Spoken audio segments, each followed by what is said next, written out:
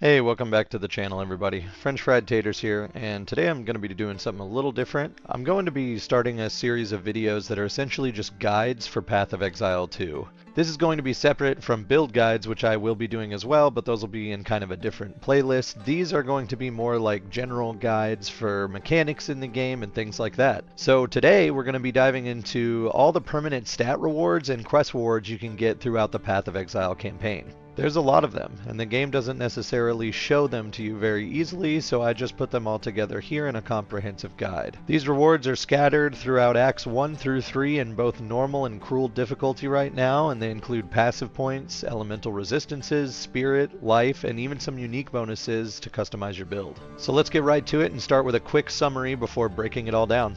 So there are a ton of bonuses that you get throughout the whole campaign in Path of Exile 2. You get 24 passive skill points, you get plus 20% to all elemental resistances, plus 20 to maximum life and 8% increased maximum life, 100 spirit, and 2 sets of unique customizable bonuses based on what you choose. Now this summary doesn't even include all the uncut spirit gems and just some like basic item rewards that you get, so really it's huge, but let's break it all down even further here and start with Act 1. In Act 1 you can acquire the following: 4 passive skill points, 10% cold resistance, 30 spirit, and 20 to maximum life. Act 1 normal difficulty starts out quickly with an easy kill right outside of town in Clearfell for killing Beira of the Rotten Pack for 10% cold resistance. She will drop like a wolf head that you just right click in your inventory and it will give you that resistance. Then a little further in we're going to head into the hunting grounds and search for Crowbell, and if we kill him we get 2 passive skill points. And then don't miss this one because I did on my first playthrough. We're going to go to Freythorn, which is a side area in the hunting grounds, and we're going to kill the King of the Mist for plus 30 spirit. In order to summon the King of the Mists, we have to activate all of these ritual sites, and then you will find the last one that has like a black swirling mist around it, and that will summon the King of the Mists, and then you can kill him.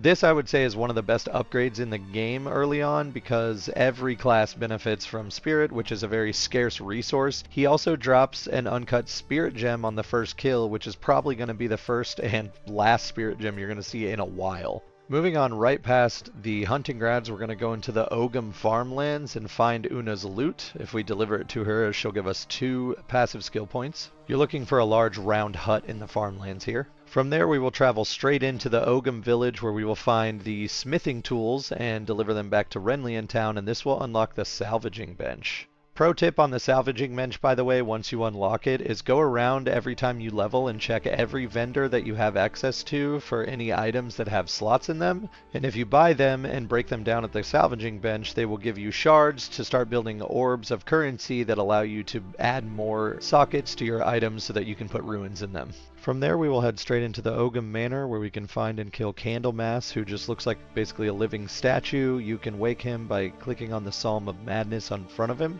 Killing him will give you a permanent plus 20 to maximum life.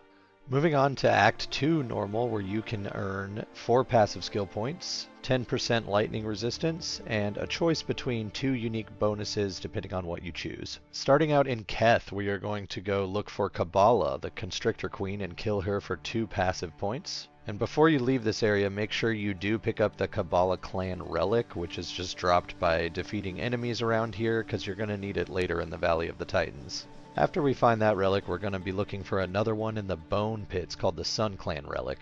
Once you find both the relics, we're going to head over to the Valley of the Titans and deliver them to the altar and choose one of these permanent stat bonuses. 30% increased charm charges gained, or 15% increased mana recovery from flasks. Note that you can revisit this altar later and swap between these 2 bonuses at any time. Moving on to Deshar, we are going to find the final letter here. It drops off this body and we can bring it back to Chambrine for 2 passive skill points. And then finally at the Spires of Deshar, if we click on the Sisters of the Garukhan Shrine, then we will get a plus 10% permanent increase to lightning resistance. That wraps up Act 2. Now in Act 3 we're going to be able to require 4 passive skill points, 10% fire resistance, 30 spirit, and we'll be able to choose between 3 unique bonuses depending on what you choose.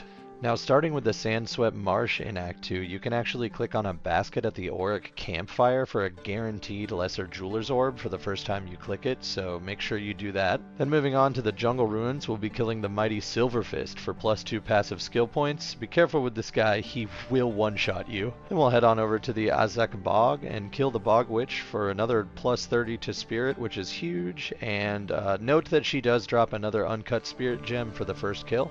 Then we'll head on over to the Venom Crypts. Here we'll be looking for the Venom Vial, which we can bring back into town and give it to Servi, and she will give us one of these 3 permanent stat bonuses: 25% increased stun threshold, 30% increased elemental ailment threshold, or 25% increased mana regeneration rate. Now, unlike the talismans from earlier, this one is not reversible. You can't go back here and change this choice, so be careful here. Moving on to Joaquini's Mechanarium. We will be killing Blackjaw here, the Remnant. He's a tough boss, but if you beat him, he will give you 10% fire resistance. It's worth noting that you will need to find one of these small cores and use it to open the door in order to even access him. And then we'll be heading over to the Molten Vault, where we will kill Mektul, the Forge Master, and talk to Oswald back in town to unlock the Reforging bench. And then finally, when we get over to Agorot in the past, we will be killing enemies until we find the Sacrificial Heart, and then sacrificing it at the altar for 2 passive skill points. It's also worth noting that the Sacrificial Heart can also drop from enemies in Exile as well. That about does it for normal. Now, moving on to Cruel, it's basically the same thing. You will be doing the same things that I listed, so you can go back and view those, but I am going to list some changes that do happen in each act in Cruel. So for Act 1 in Cruel, the only thing that really changes is you won't need to go into the Freythorn to kill the King of the Mist. He does not grant any spirit on Cruel.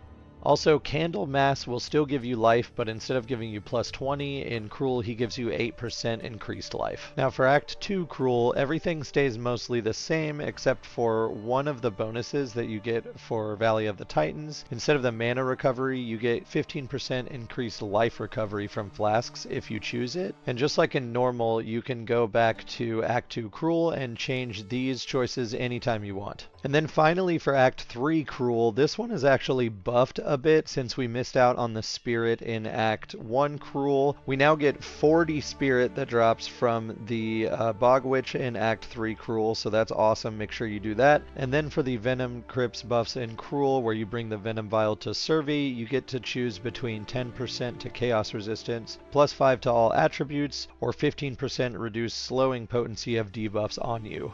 Again, this choice is permanent and you can't back down on it, so make sure you carefully choose here. And that's it. That is everything you need to know about earning permanent stat rewards in Path of Exile 2 from the campaign. So that is a lot of information. If you look below, I did timestamp everything so that you can kind of go through here and just grab them as you go. But thank you for watching, and if you found this guide helpful, make sure to hit that like button, maybe leave me a comment, maybe subscribe if you're feeling extra toasty, and yeah, I'll be back as soon as I can with some more Path of Exile 2 content, and I do plan on continuing this guide series. I have a massive list of things that I just want to go over, so if you do find this helpful, do like it, because it quite literally lets me know that you like this, and it isn't a waste of my time to make these videos.